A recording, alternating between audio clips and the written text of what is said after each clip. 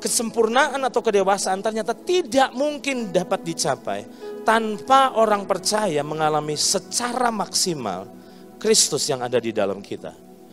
Masalahnya adalah gini, ada di tahap mana hari-hari ini kita? Saya ingin coba menunjukkan kepada saudara sebuah gambar yang saya buat untuk mencoba menolong pemahaman saudara tentang kedewasaan. Tidak bisa dipungkiri, saya berharap saudara bisa memahami gambar ini. Di masa kanak-kanak rohani kita, waktu kita bayi rohani, maka ternyata kebergantungan kita akan sesuatu yang dari luar diri kita sebenarnya bertambah. Anehnya, sejak kita lahir baru sebenarnya Kristus sudah ada dalam diri kita.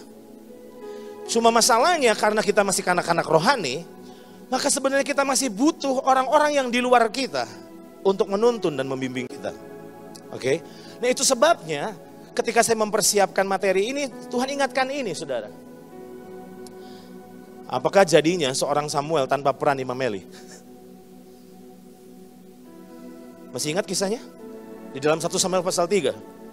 Tuhan memanggil Samuel. Pertanyaan saya, apakah Samuel langsung menangkap bahwa itu suara Tuhan? Tidak. Dia lari kepada Imam Eli karena dia pikir bahwa Imam Eli lah yang memanggilnya. Dan Tuhan memanggil dia 3 kali. Dia panggil lagi dan kembali Samuel tidak sadar bahwa sebetulnya suara itu adalah suara Tuhan. Bolak-balik 3 kali. Ketiga kalinya Imam Eli jadi curiga. Jangan-jangan ini anak bukan ngigo, bukan lagi mimpi buruk. Tapi sebetulnya Tuhan sedang berbicara kepadanya. Itu sebabnya Imam Eli bilang begini, nanti kalau kamu dengar suara itu sekali lagi, bilang begini, berfirmanlah Tuhan, sebab hamba-Mu mendengar. Pertanyaan saya, apa jadinya seorang Samuel tanpa Imam Eli? Jadi artinya, waktu kita masa kanak-kanak rohani, kita butuh orang-orang yang membimbing kita, amin? Kita butuh, kita tidak bisa sombong. Oke, Kristus sudah ada dalam diri kita sejak kita lahir baru.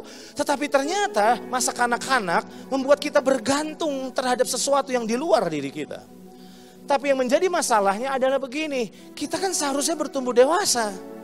Dan ketika kita bertumbuh dewasa, maka apa yang terjadi? Yang terjadi adalah ternyata kebergantungan kita akan sesuatu yang berasal dari luar diri kita semakin berkurang karena bertumbuhnya kebergantungan kita terhadap sesuatu yang ada dalam diri kita. Jadi kalau saudara berkata, Pak, saya baru 3 bulan kenal Tuhan, engkau butuh pembimbing. Tapi pertanyaan saya adalah begini, kalau kita menjalani kekristenan terus dengan bergantung pada pembimbing dan hamba-hamba Tuhan yang melayani, saya pikir ada sesuatu yang salah. Ada sesuatu yang salah. Nggak heran ada banyak oknum-oknum hamba Tuhan memanfaatkan hal itu untuk kepentingan pribadinya. Ada banyak hamba-hamba Tuhan yang sangat jadi batu sandungan karena mereka memanfaatkan kebergantungan dari jemaatnya untuk apa? Mengeruk kekayaan, mengeruk keuntungan, mengeruk fasilitas. Tapi saya yakin bahwa Tuhan tidak pernah mendesain kita seperti itu. Amin. Jadi saya berharap bahwa teaching hari ini tidak membuat saudara jadi terbeban, tapi menjadi pencerahan buat saudara sehingga saudara tahu roadmap-nya. Ketika saudara masih kanak-kanak, saudara butuh pembimbing-pembimbing yang mendampingi saudara seperti Imam Eli mendampingi Samuel. Amin. Tapi ketika saudara terus bergerak, berjalan dengan Tuhan, harusnya saudara mulai bertumbuh dewasa. Dan pertumbuhan kedewasaan diukur dari berkurangnya kebergantungan terhadap sesuatu yang dari luar. Karena bertumbuhnya kebergantungan akan sesuatu yang ada dalam diri kita.